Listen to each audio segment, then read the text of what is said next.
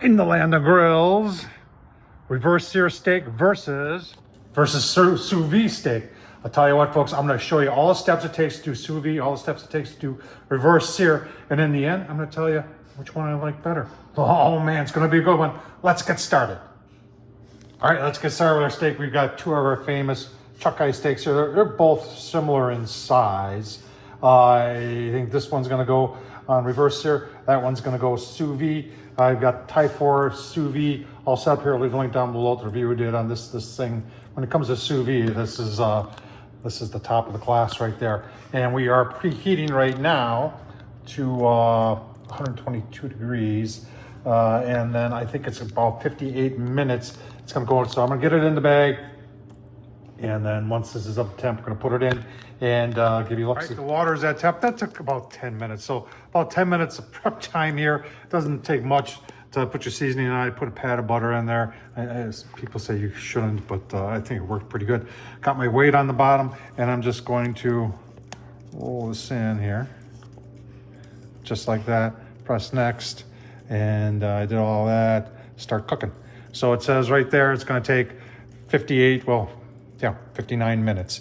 So, you know, I don't think I need 59 minutes to get the grill going, but you know what? We'll get it all set up and ready to go. Yeah, maybe we will. Let's go take a look. All right, so there's our setup on the Weber 22, a highly modified Weber 22 leg extensions. We got all sorts of stuff going, folks. I'll leave some links down below to the leg extension. A lot of people like that. It takes a regular Weber and raises it up. But anyway, we've got our smoke and sizzle on here. You're saying, well, Tom, why not the slow and sear? And I just think that this is better. I'll leave a link down below to the review I did on this. I don't know, that's enough with the links.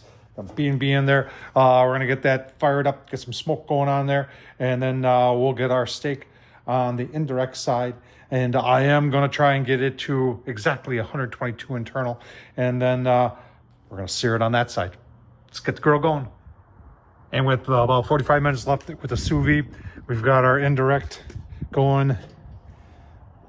Very nice. Got 2 chunks of peach in there, along with our B&B. Give you a look-see. All right, you can see we're coming up on 30 minutes left with the sous vide. Remember, we do have to sear it and everything, but 30 minutes for our reverse sear. We're over 200. On the indirect side, take a look at the steak. A lot of smoke going on there. Very nice. Oops. Got fire up. I want smoke. All right, you got about 10 minutes left with the sous vide. Let's see how we're doing here on our steak. See, outside temperature is 43. Right into the center. At least we're above 100. I gotta remember now, we're gonna gain some temp when we sear it. So I think in about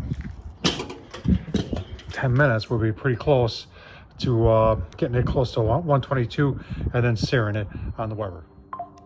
All right, there's our steak and water. We are cooking this complete. And we'll go to next, and then it's draining. I'm gonna pull this out of there, go take a look at the Weber. We're gonna sear that first, and then we'll sear the sous vide. All right, let's take a look at the Weber. If you can see that.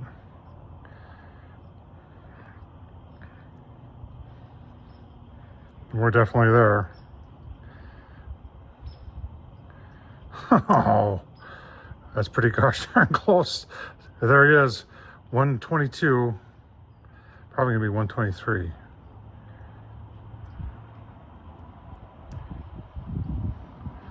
All right, we're gonna sear it. That was uncanny how close that was. All right, let's get to searing. Do like 2 minutes, give it a flip, and then 2 minutes, give it another flip. All right, there's 2 minutes. Got some flame going up there. Very nice. Oh yeah, look at that. Another 2 minutes, take that off, give it a rest, put the sous vide on. All right, a lot of times you use a torch, but you got something that nice going on there. There's our sous vide, and we'll just take and put the sous vide, get a little charcoal action on there. All right, coming up on 2 minutes. Sear on there, that's nice. 2 more minutes. Get them plated, give you a look-see. All right, they've both been seared. They both had time to cool down. We've got, this is the one that was reverse sear. This is a Sous Vide. First things first, there's more juice coming off this one. And this one, the internal was above 122. This one was 122. I mean, there's juice underneath there. Let's go on the inside. Remember, this is Sous Vide. Maybe I had the temp set too high. I don't think so. Plenty juicy. Take a taste test. Okay. All right, that's nice and juicy. It's good. Let's go through the other one here.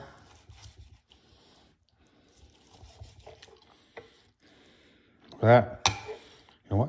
That piece right there is just calling my name. Same. Take a taste test. Okay.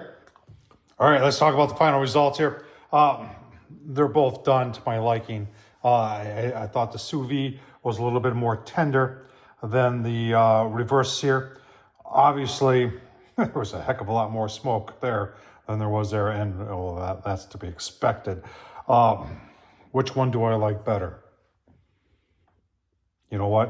I got a better crust, better taste, and you can see by the amount of moisture that's in it as compared to the Sous Vide.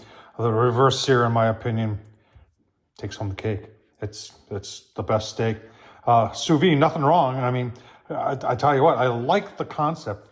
The pork chops on this, and they were phenomenal. And I could never get that result on a grill like I got with Sous Vide when it came to doing pork chops. But when it comes to steak, I'll take reverse sear every time over Sous Vide. What would you take? Tom Horsman at YouTube, thumbs up, leave a comment. If you like what I'm doing, hey, you know what? Want to support the channel? Super thanks down below. Thanks for watching, folks.